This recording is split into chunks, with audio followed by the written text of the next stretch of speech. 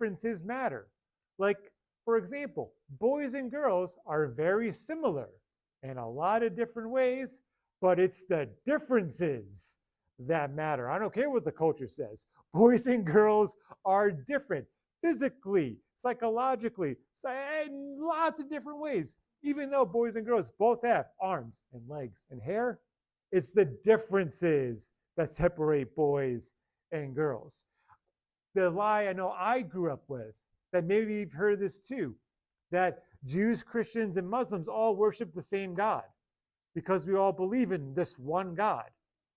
And even though there are there are similarities between those three religions, the differences is what matters the most. And just like in this account, they're not the same because the differences matter. And that comes with other accounts in the biblical story and other false accounts and other false religions. I'm not sure if you heard this idea that the Bible stole stories from other religions around Israel. There was a big online debate recently with a biblical scholar named Wes Huff, and he was debating this pretty much this conspiracy theorist, and his name's escaping me right now. And he was always saying, oh, how the Bible just steals stories from other places because there's similarities in the stories and all this stuff. And he never actually, this conspiracy theorist, he never actually talked with a biblical scholar before. And then he actually had an interview and a debate with the biblical scholar.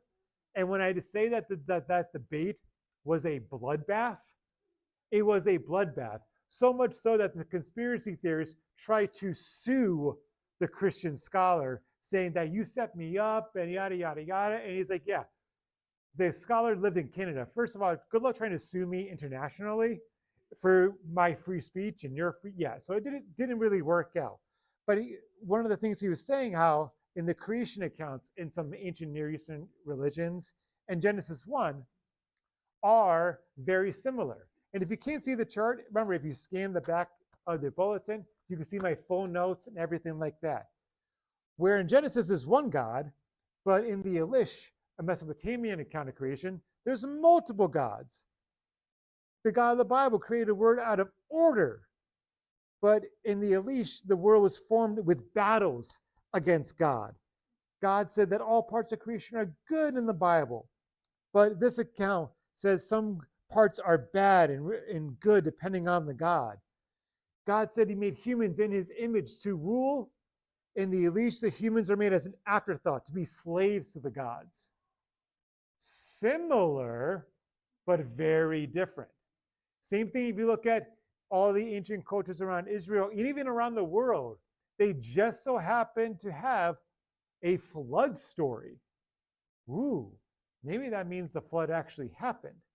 But the accounts of the flood are different. If you remember in high school, you may ever hear the Epic of Gilgamesh or the Battle of Gilgamesh.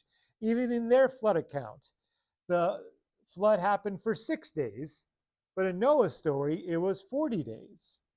The guy in the Epic of Gilgamesh gets the vision through a dream. God talks to Noah directly. See, there's differences and similarity, but the differences matter. Also, I'm not sure you ever heard these accounts of even the person of Jesus. Was this a stolen idea, copying the other false gods around the area? Like, have you ever heard that Horus, an Egyptian god, was born on Christmas of a virgin, was visited by 3 kings, was baptized at 30 and had 12 disciples? Or this Greek god was also born of a virgin, born on December 25th, was crucified, dead for 3 days, and resurrected.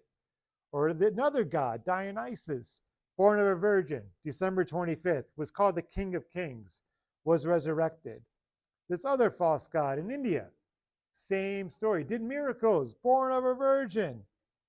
Persian god, born of a virgin, December 25th, 12 disciples, resurrected. Jesus did the same thing. Therefore, Jesus is just a copy of other religions. Jesus wasn't real.